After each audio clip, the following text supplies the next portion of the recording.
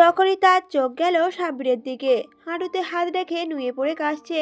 কোনো মতে যান হাতে নিয়ে সেন্টারের ভেতর থেকে বেরিয়ে এলেও ধোঁয়ার কালো কালিতে বিচ্ছিরি অবস্থা শেরওয়ানির। সারা মুখে রয়েছে সীমাহীন আতঙ্কের ছাপ। তিতিরকে সে আগুনের মধ্যে ফেলে রেখে এলো, এজন্য আবার কেউ ধরবে না তো ওকে? হাত খানিক দূর থেকে দাঁড়িয়ে থাকা ইমাদের চোখে চোখ পড়তেই ঘাবড়ালো সাব্বির। সত্যস্ত চোখগুলো পালানোর রাস্তা খুঁজল, কিন্তু সাংবাদিকের ভিড় ঠেলে তার সম্ভব হলো না। তার সামনে দিয়েই ছুটোছুটি করছে টিভি চ্যানেলের রিপোর্টগুলো। প্রতি মিনিটে খবর পৌঁছে দিচ্ছে লাইভ টেলিকাস্টে। পুরো ঢাকার মানুষ উগ্রীব হয়ে বসে আছে জানতে কি করে ঘটলো এই আকস্মিক অগ্নিকাণ্ডের ঘটনা। এদিকে সাব্বিরের মাথায় তখন নিজেকে জেরা হাত থেকে বাঁচানোর পায়তারা। ভিড়ের মধ্যে মিশে গিয়ে গা ঢাকা দিতে পারলেই বেঁচে যাবে সে। কিন্তু তার এই ভাবনার মাঝেই পানি ঢেলে দিয়ে হুট করে থেমে গেল হুলুস। সবাই একজোটে তাকালো সেন্টারের দরজার দিকে। দাউ দাউ করে অগ্নিশিখায় জ্বলতে থাকা আগুনের শিখা পেরিয়ে বেরিয়ে এলো এক দৃঢ় গড়ন।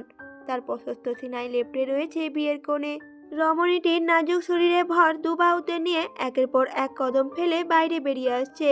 মেয়েটা হাত জোড়া বড় ভরসার সাথে জড়িয়ে রেখেছে তার গিবা দেশে। দু চোখের রাজ্যেই বিস্ময় নিয়ে হয়তো দেখছে দেবদূতের মতো মানুষটাকে। মেয়েকে দেখে রোকসানা বেগম অস্পষ্ট স্বরেই আওড়ালেন, তিতির। আরাপে তখনও দৃষ্টি সামনের দিকে। সামনে মানুষগুলোর মধ্যে ইমা সদাগরকে খুঁজতে লাগলো। একসময় পেয়েও গেল। তিতিরকে বুকের সাথে মিশিয়েই হাসতে লাগলো, আর হাসতে হাসতে এগিয়ে এলো ইমা সদাগরের দিকে। তখনই রোকসানা বেগম বলে উঠল ইমা সদাগরকে, কার কাছে মেয়ের বিয়ে দিচ্ছিলেন বলুন তো? পেছনে আগুন লাগতে না লাগতেই সে কিনা হবু বউয়ের কথা বেমালুম ভুলে গেল। রোকসানা বেগমের কথা শুনে সাংবাদিক সহ সকলে তাকালো সাব্বিরের দিকে। ঘাবড়ালো সে। শুকনো ঢোক গিলে আশেপাশে চাইতে বুঝলো সবকিছুই ঝাপসা দেখছে সে। চশমাটা সে তাড়াহুড়োতে কোথায় যে পড়েছে সেটাই তো জানে না। তখনই পেছন থেকে এসে দু কাঁধে হাত রাখলো টুবাই আর জিল্লু। টুবাই নিজের চশমাখানা খুলে সাব্বিরের চোখে পরিয়ে দিয়ে বলে উঠল, চশমাটা পরিয়ে দিলাম যাতে শেষবারের মতো পৃথিবীটা দেখতে পারো। এটা তো ট্রেলার ছিল, ভাই যখন আসল পিকচার শুরু করবে তখন তো চোখে মুখে অন্ধকার দেখবে বাবু সোনা। টুবাইয়ের কথায় জিল্লু খ্যাক খ্যাক করে হেসে উঠল।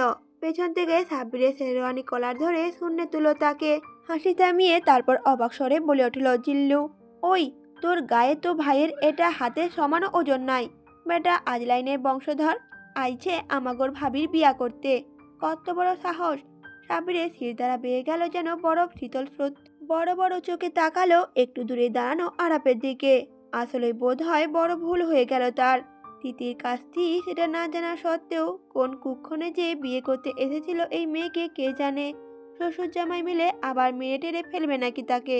আরাপ তিতিরকে কোল থেকে নামানো আগেই দৌড়ে এলেন রোকসানা বেগম।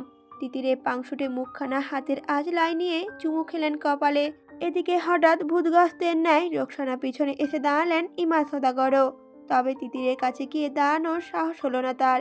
যেই হাত দিয়ে মেয়ের মাথায় পিস্তল ঠেকিয়েছিলেন সেই হাত কোন অধিকারে রাখবেন তার মাথায়। মানুষটা অপরাধীর ন্যায় মাথা নোয়ালেন।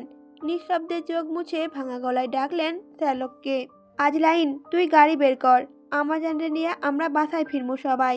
ইমা সদাগরের কথায় আশ্চর্য হলো আরাপ। কপালে ভাঁজ ফেলে কপর রাগ দেখিয়ে বলল, ফিরে যাবেন মানে? মেয়ের বিয়ে না দিয়েই ফিরে যাবেন? আরাপের কথায় সবাই হতভম্ব চোখে আরাপের মুখ পানে তাকালেও খেপে উঠলেন ইমা সদাগর। এতক্ষণ মেয়েকে খুঁজে না পাওয়ায় কাতর অক্ষি যুগল সহসাই ফুসে উঠল বিতৃষ্ণায়।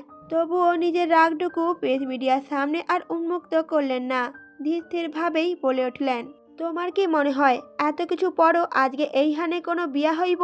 রসিকতা করবার চাও আমার লগে? আরাপ তখন প্রতিউত্তর করল, এই বৃষ্টির মধ্যে আমি আপনার সাথে রসিকতা করব? আপনি ভাবলেন কি করে অসুর মশাই? ইচ্ছে করে শ্বশুরকে অসুর ডাকায় চাপা গুঞ্জন আর হাসি একসাথে শুরু হলো পুরো স্বজন মহলে।